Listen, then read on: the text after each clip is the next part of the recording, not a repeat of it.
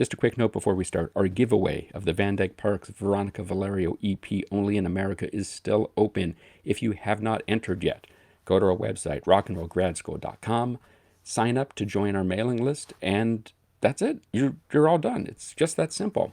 If you've already signed up, hey, you are already entered. So do that right now. We'll wait. And here's this week's episode.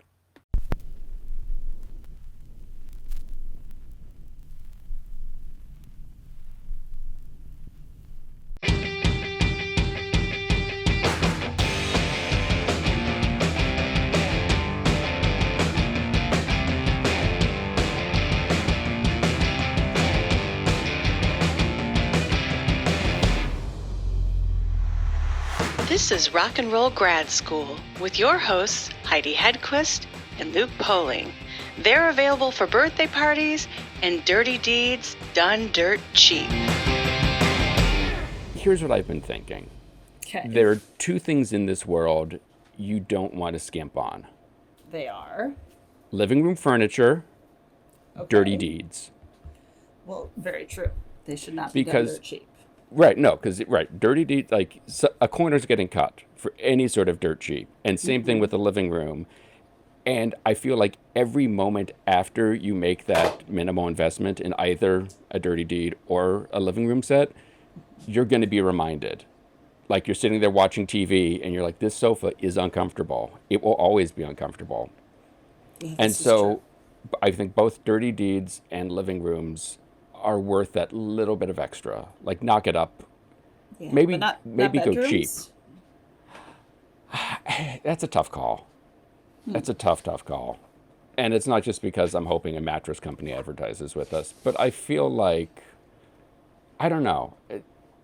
If you got to really narrow it down, you could add bedrooms, but you're muddying the waters, All right. you know? That's true. So, hello, kitties. We're going to have a good time together. And this week's episode, I can never pronounce it correctly. Satsang? Satsang. Easy for you to say. Satsang.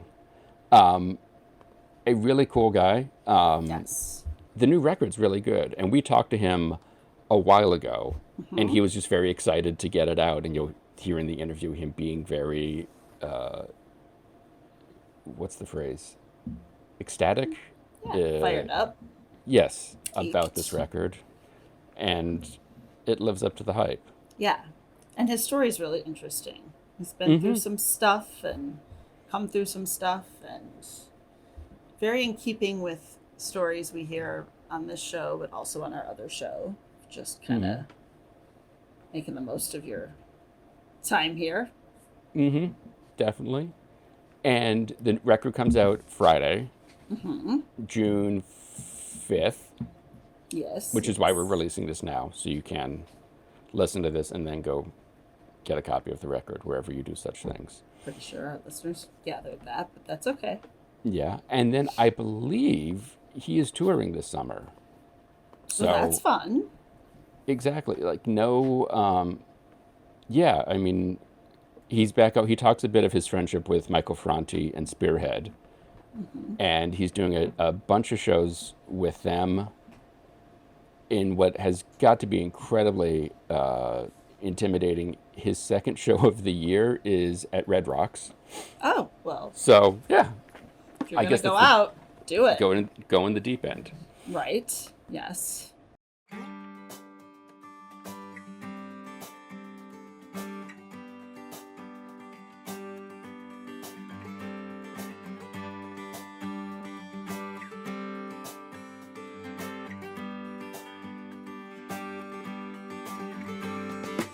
Past the place we think we're from and past the edge of the earth.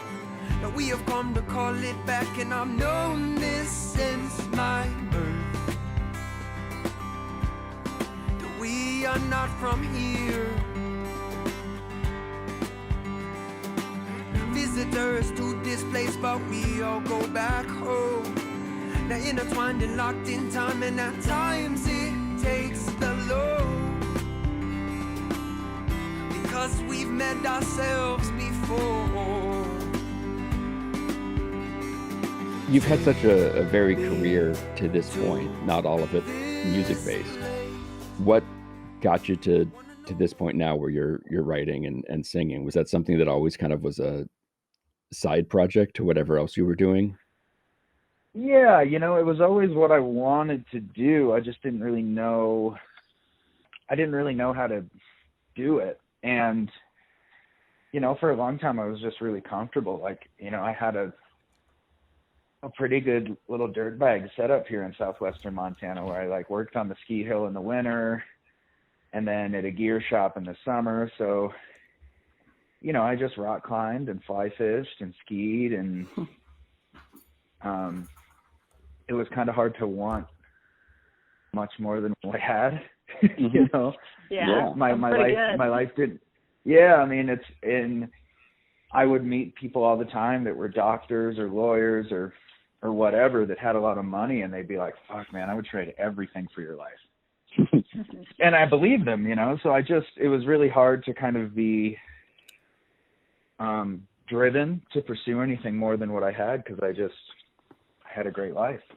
Still do, but just looks different now. But I took a trip to Nepal and went as a climber, and it ended up being a real pivotal thing in my life. But on one particular day there, I just was kind of inundated with the question of, what are you going to do, dude? And I knew it was music, so I spent the second half of that trek in the Himalaya just kind of putting together this thing in my head of just okay, when I get back to the States, I'm going all in. And, it was a long process, but that was what I did. Wow. And did you go all in when you came back? Did you basically just say, fuck it to everything else and just went full force music? Well, I kept my job, but I started all the process, right? So I met a dude that played mandolin, and he was down to play. So we started playing locally regularly, and then started going to Bozeman, which is a few hours away, and really just doing the slow exponential build. And then, about 9 months later, we booked a tour and played a bunch of really shitty 3-hour bar gigs all over the country. And then, we played a festival in Minnesota, and a bunch of people were singing the songs. Mm-hmm. And that was when I was like, okay, holy shit, this might work.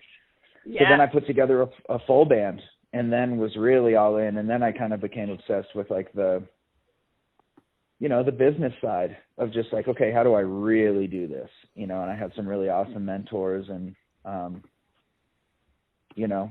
our first real big break, I would say, was, after touring as a band for a couple of years, playing for nobody, we had the opportunity to open for Michael Franti, and he could just tell I was hungry. He saw me standing outside the venue hustling CDs, and he took us out on the road for a whole year, and that was kind of when everything changed for us. That's awesome. And was he sort of a mentor on the road, kind of? Yeah, I mean, there's two sides of it. It's one, you're slugging it away in a van. At that point, we didn't even have a trailer. And, pulling up to a venue every day with 3 buses. So on one side, it was really motivating to me to be okay, man, this, you can do this, because here it is in front of you. But Franti was always so available for me, mm-hmm. So he was absolutely a mentor to me when we were on the road. And it's also just got to be, like you said, doing 3-hour gigs in bars and stuff. He's playing a little bit bigger venue. So that's, learning to play that size of room has got to be a challenge as well. Yeah. I mean, I think it was for Carl, my bass player. Mm-hmm. He always really struggled with nerves. For me, that's all I ever wanted, was to play in front of thousands of people. So for me, it was a huge relief to not be get to a venue and then be yeah, there's 12 pre-sales. To just be oh no, the theater's sold out and it's a 3,500 person room. and his crew was so cool with us too, you know, like about halfway through the tour, he started running sound for us, and they were just so cool. Really, really helpful.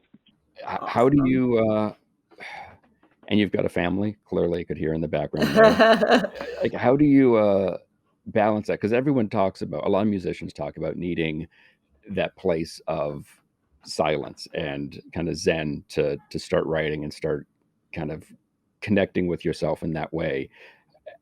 Where do you find that? Is it the garage? Is it your basement? Is it in the car? How do you, with everything else going on in your life, where do you find that peace?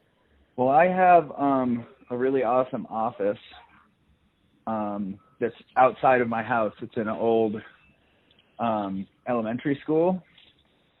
But I guess I'm kind of different than a lot of artists. I can't ever write a song if I'm like, okay, I'm gonna sit down and write a song. Like, shit just comes, you know, and it comes really, really fast. And you know, yeah, I just have this weird thing in me that, you know, I've been poor my whole life, and music has made me the provider of my family. So it's like I just kind of made this agreement with my creativity that whenever it calls, I'll drop what I'm doing and answer. So I'm blessed in that way. I don't struggle to create. It's like I just have to, you know, I just have to, or I'll explode. Yeah, it is. That's a really, really good way to put it. And I think too, you know, so often you hear of musicians and artists in general that most of the best artists have lived a very storied life long before they became musicians, and that creativity kind of sparks from that. Do you think the experiences that you've been through leading up to this helped with your creativity, or do you think that no, you were just born with it and no matter what, it would have been there exploding? I think it's a combo of both. You know, I've always been drawn to music and art since I was young.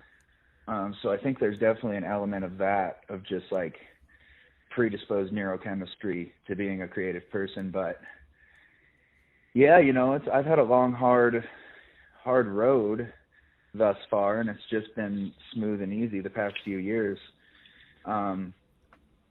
And I guess that's just how I've always related to the world, is by going, okay, well, just write a song about it then, you know, rather than like lashing out. It's how I relate. And a lot of times I don't even know what a song is about until after I listen to it, and I'm like, oh man, this is about my sister that died, or oh, this is about, you know, which to me makes it really special, and it's how I know that something's pure. It's why if I sit down with a cool riff and I'm struggling to write, then I just walk away. Because it's like, you know, when something's supposed to come through, it'll come through, and my job is to get out of the way and let it happen, you know, and if I force it, it's going to suck. Cheaper than therapy.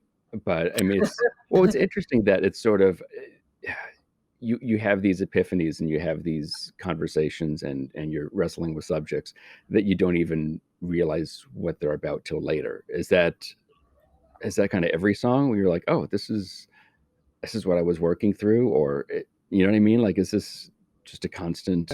I feel like this new record was definitely that. Most of it anyway, where it was like these really pretty songs were just coming out, and I was just like, man, this is badass. And this record was weird too, because I could hear everything finished. Like right when I'd write a song, I could hear it finished, which that had never happened before. So I had this, like, that was the joke that I kept telling the label and all my bandmates, was like, I can't wait for you guys to hear this record that I've been listening to in my head for 6 months. Like, it's really dope, I promise. But it's like, yeah, this record was kind of the first time that it happened, because usually I would like be writing and be like, oh, okay, cool. I'm pulling from this, you know, I'm pulling from this experience or this feeling. And this record was different, you know. I would just be writing and these songs would just come out so fast. And then it wouldn't be until I would like record a demo version to send to Carl to just be like, hey, check this out. then I'd be listening to it and be like, oh shit, this is about that. How much did the band in that creative process? I mean, you, like you said, you heard the record in your head. How much did they bring to the table and change what you were hearing? Yeah, did they hear it the way you did? Well, so it was really special because, you know, I haven't had as much time home in Montana as I did post-COVID, you know, in probably 6 years. Mm-hmm. So I got back to doing all the shit that I used to do, you know, fly fishing, being on the river, climbing, and just being a Montana kid again, you know.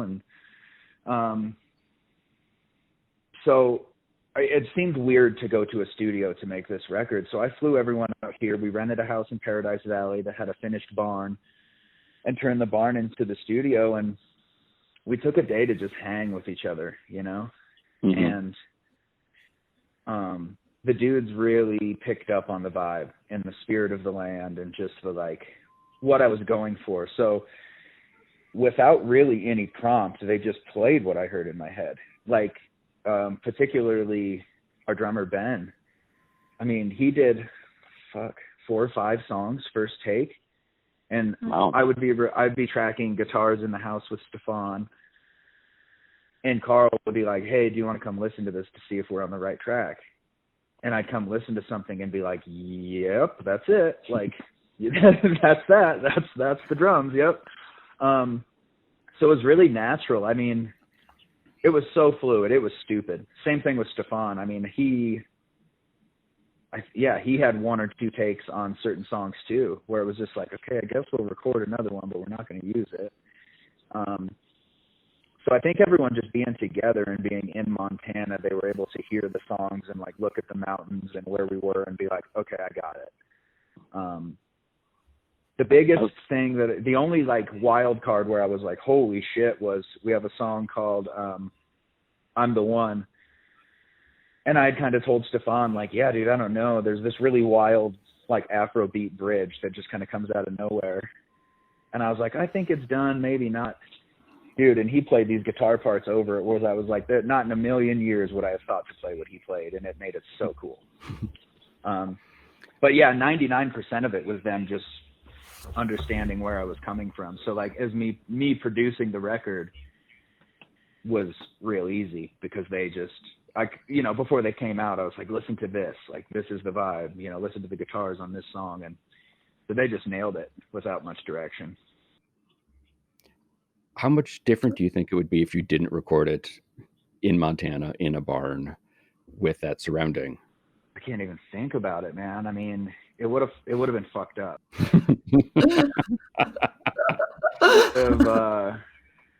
It wouldn't have felt good. Mm-hmm. You know, like it was weird. I had all of these things where I was like, so my goal with this record is like Montana's never had a sound, right? There's like a Nashville sound. There's a Southern California sound. Montana's never had a sound, so I wanted to make one. So like I bought this Gibson acoustic. It was made in Bozeman, and I actually had some solo gigs in Colorado, and I refused to take it with me because I was like, nope, this guitar can't leave Montana until the record's done. So I just had all of these weird things where I was like, no, like everything in this record has to be Montana, and there can be no outside influence. So I can't even think about that, man. So if you were to describe to our listeners who probably haven't heard the record yet, how would you describe the Montana sound? It's really big, and it's really open. You know, I really tried to make every song kind of sound like you're standing on a plateau staring at the mountains. So there's definitely like some country, some old country feel in there, Mm-hmm. but also really tried to pull from like, you know, there's like Lord Huron and like the Lumineers do a very good job of making this big sound, right? It's very open and like, that was what I was going for, was everything very wet and verby and huge and,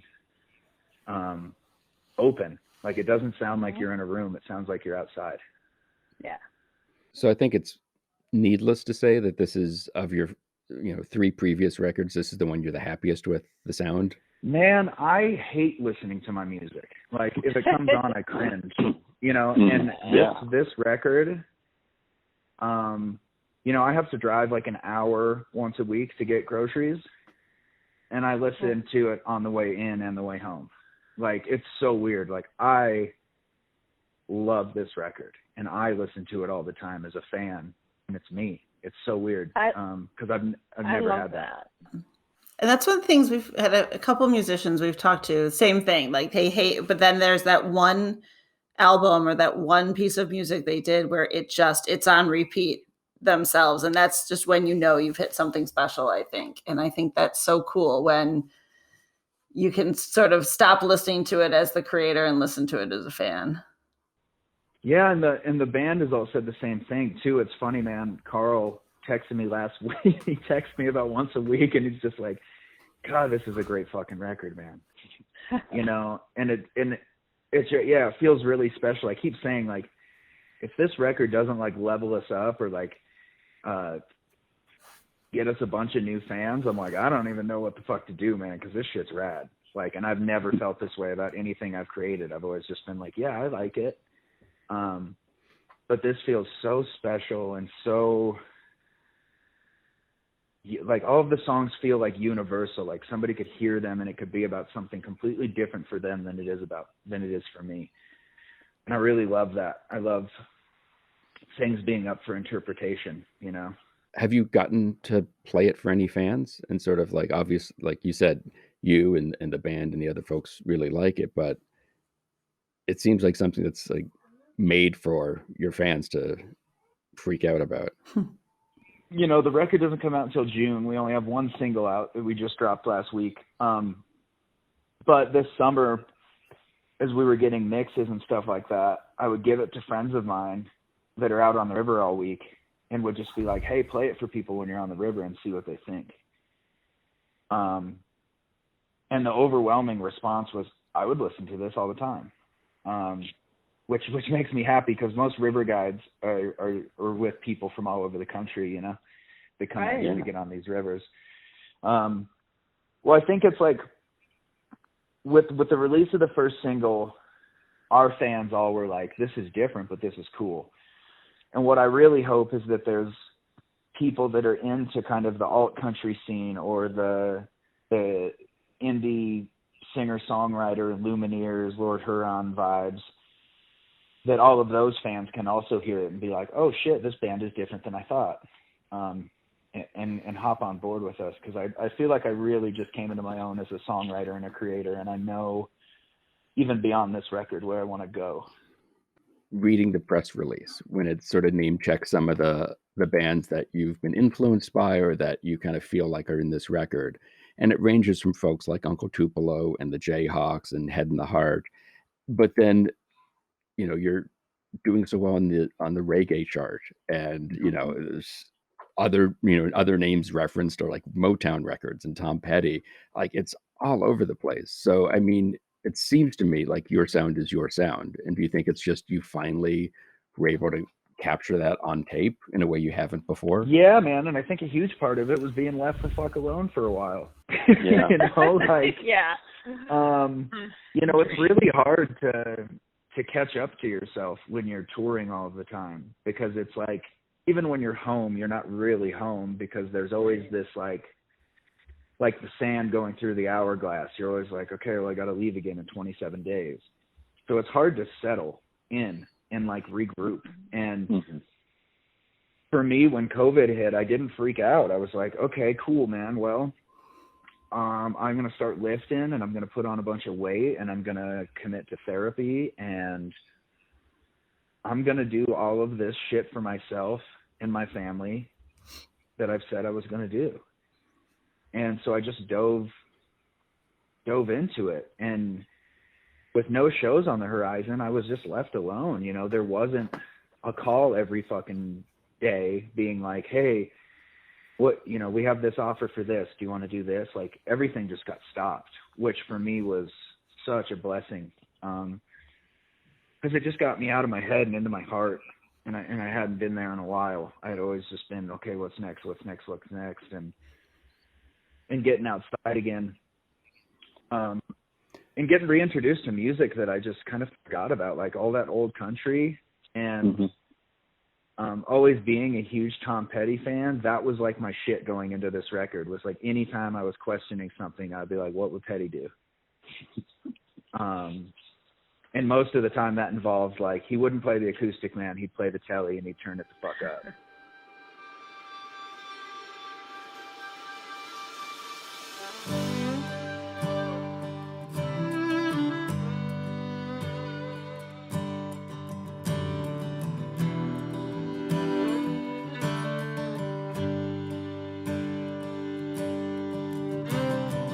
Land of the mountains where summer sees snow, the wind carries memories to where I don't know.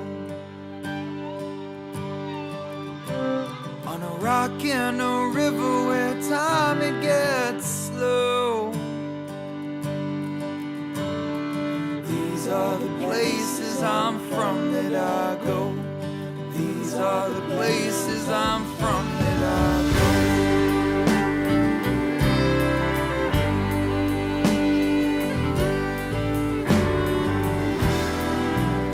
All Right Now by Satsang is available this Friday, June 4th, wherever you get your records. And for more information, check out their website, satsangmovement.com. You can follow us on all the various socials. You can check out our website at rockandrollgradschool.com for more grad school content. And please leave us a review on iTunes. We're tired of asking our family members to do so. Today's show was produced by myself and Heidi Hedquist. Our reluctant executive producers are John Sove and Sandy Stone. Our willing producers are Rachel Allen and Randy Jeanette. Our intern is Zach Jackson. Our graphic designer is Samantha Mastonin. This one's for Philippe. Thank you, good night, and may all your favorite bands stay together. I've been there before and I have plans to go back.